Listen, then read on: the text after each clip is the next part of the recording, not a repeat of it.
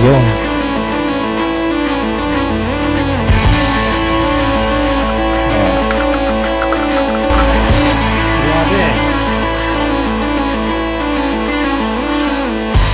Muna di tayo magaling. Ito yung mga tape na kailangan natin. Pag-uusapan natin ngayon. Siyempre, puro sa mga.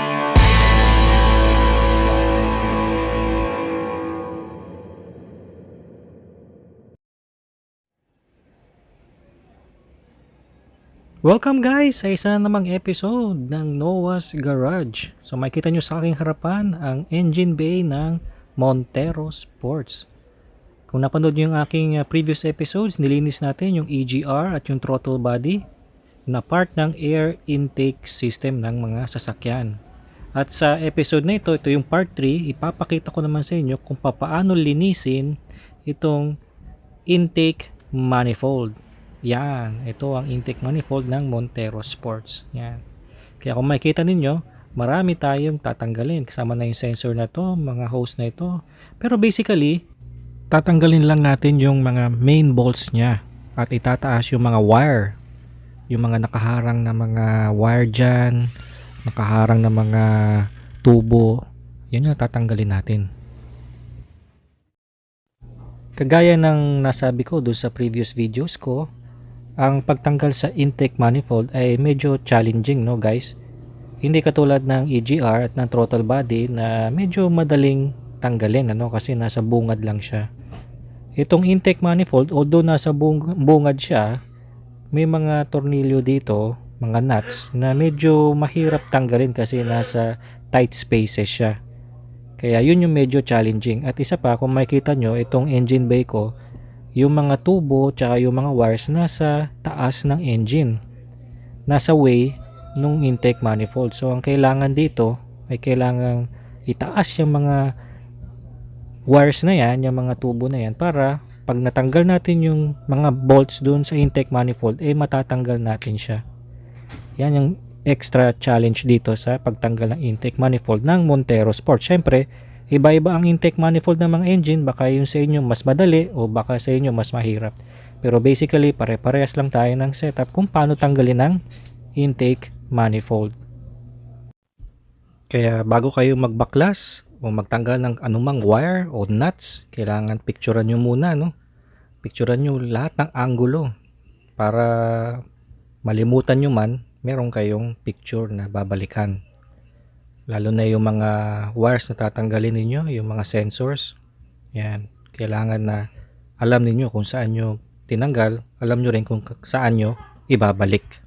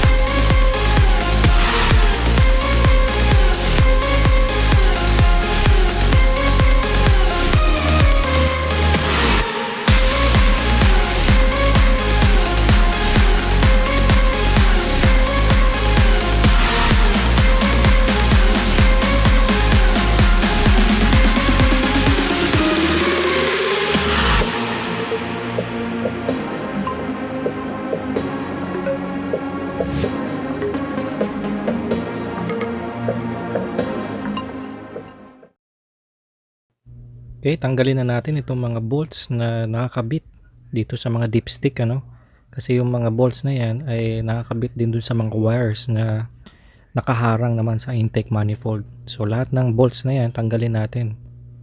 Pati yung mga bolts na nasa top ng engine, pati yung mga nasa gilid. Bago natin tanggalin yung main bolt ng intake manifold.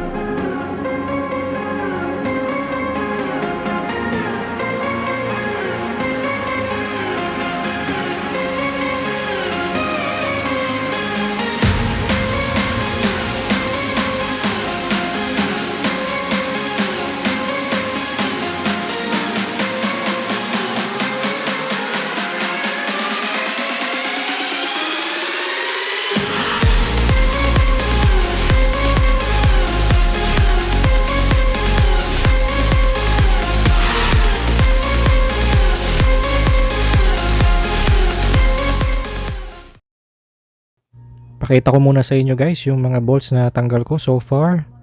So ito yan no guys no. Yan. So mahalaga na maging organized tayo sa mga bolts no. So ito yung pinaka placement niya dun sa engine. Okay?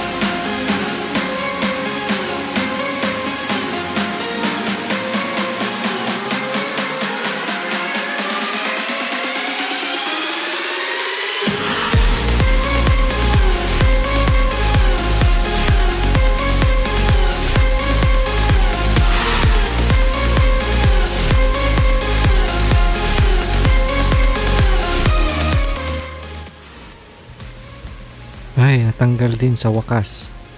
Yan, yung mga washer na yan. Ingatan nyo yan guys, no?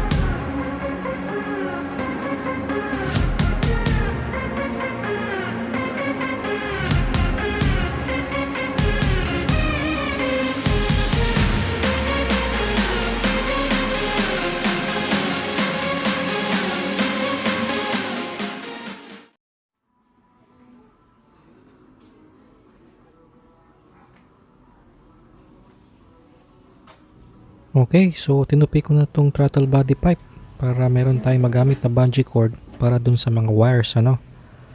Ang tatanggalin na lang natin ay itong brake master cylinder outlet pipe para maiangat natin yung intake manifold.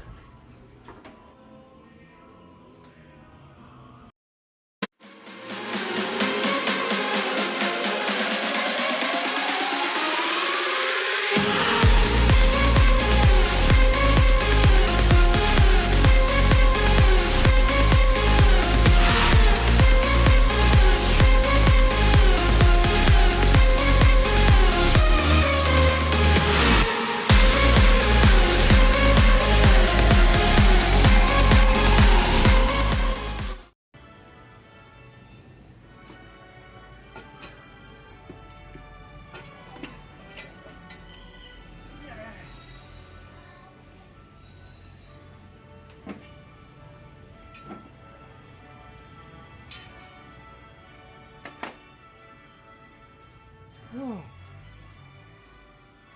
Grabe.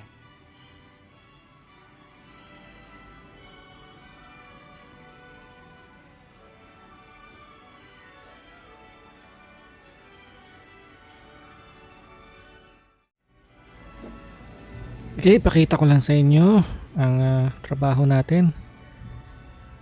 Yan, makita nyo dyan yung mga wires na inangat natin, ano?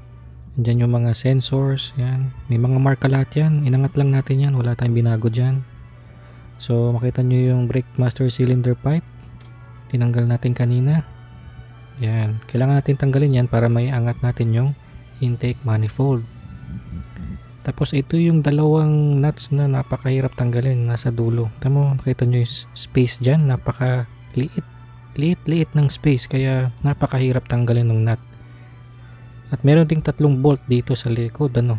Madali-dali itong tanggalin, pero baka malimutan ninyo, hindi aangat yung intake manifold kapag hindi nyo tinanggal yon. Yan. So makita nyo itong engine, meron siyang gasket, ano. Dalawa ang gasket actually ng intake manifold. Ito yung isa. Hindi ko pa patanggal. Wait lang.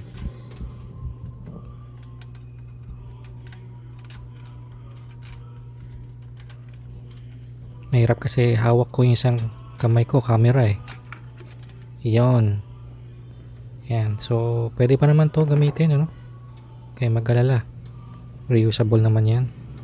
At yung isa, nandito sa baba. Yan.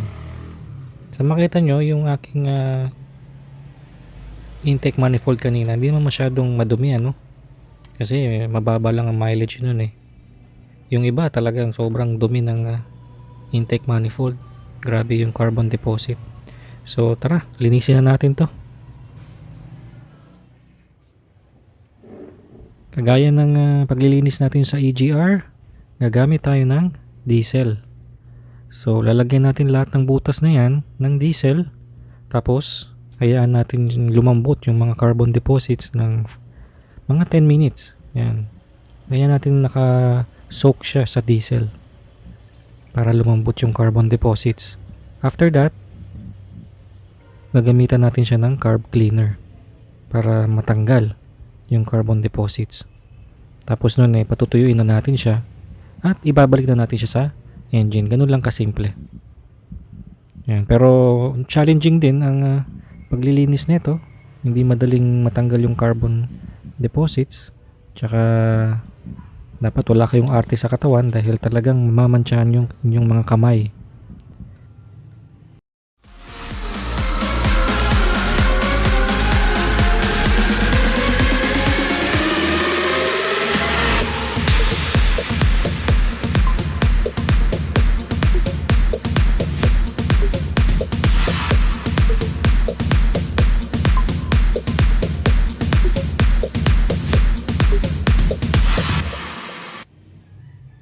Balik muna tayo sa engine bay habang hinihintay yung ating intake manifold na matunaw yung carbon deposits using diesel. Linisin muna natin itong mga butas na ito. Tulad ng ginawa natin sa AGR, yung butas niya nilinis natin ng carb cleaner, di ba? Ito rin ang gagawin natin, parehas lang sa mga butas na ito. Gamit tayo ng basahan, tapos sprayan natin ito ng carb cleaner. Tapos, yun ang ipupunas natin. Yan, carb cleaner. Mura lang yan guys, no? Yan, tapos linisin natin yung mga butas na yan.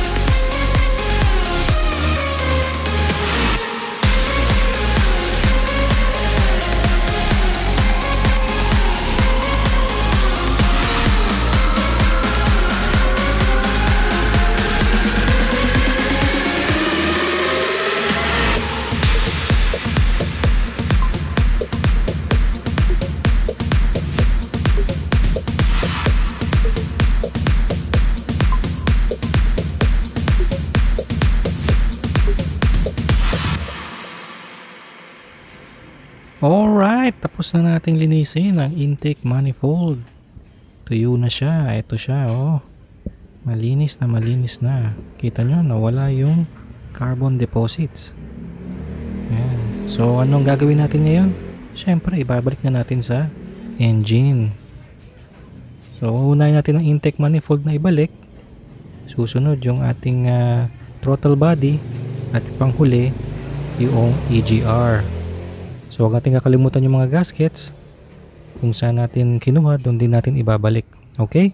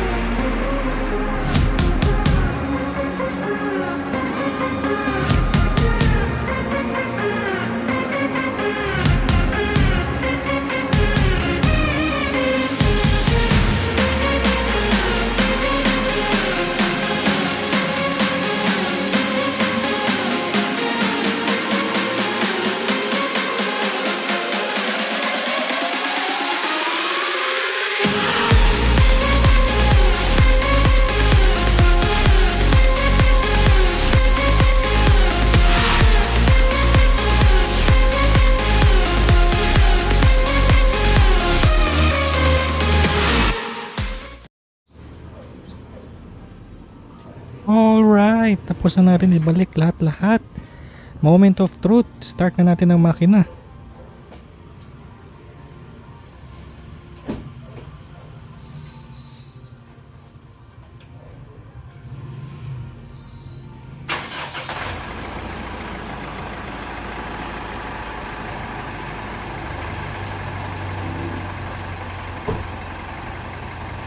Alright, okay na okay ang ating makina. Walang check engine, walang error code. Perfect na perfect ang pagkakalinis natin ng air intake system natin. So guys, ganun lang maglinis, ano?